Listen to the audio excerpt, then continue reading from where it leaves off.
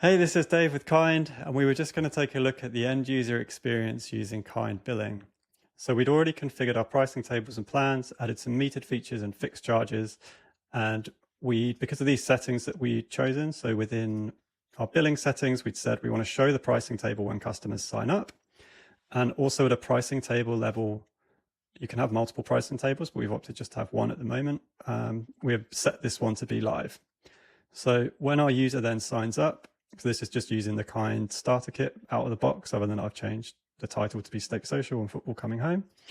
When you hit sign up, it's going to start the auth flow. I'm going to sign up as a new user.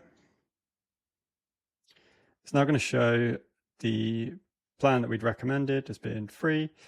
We have the Pro and the Superstar plans, all our details here, everything's pulled through as we'd set it. I'm going to go ahead and do the Pro plan.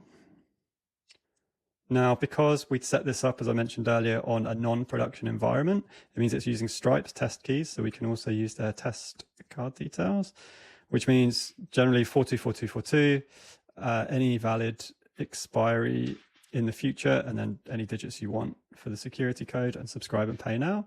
This is going to give you then a payment confirmation screen and redirect you back.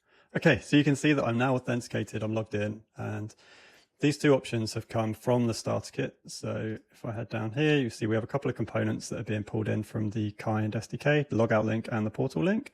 The logout link is going to log us out, and the portal link is going to take us through to a self-serve portal. So if I go ahead and click on account, it's going to redirect me here. I can see my profile, update my name, details. I can see the plan that I'm on, when my next invoice is due, the features that I have on that plan, how much usage I've got so far of those features. I can see the card details that I've got, add new cards, remove them if I need to, and then also have the option to go back to Steak Social.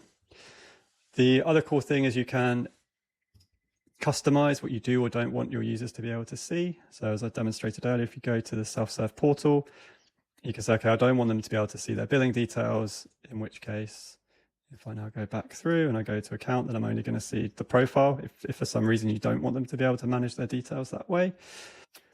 In the next video, we'll look at how keeping your product in sync with webhooks, and also how you can customize cancellation or changing plan with workflows.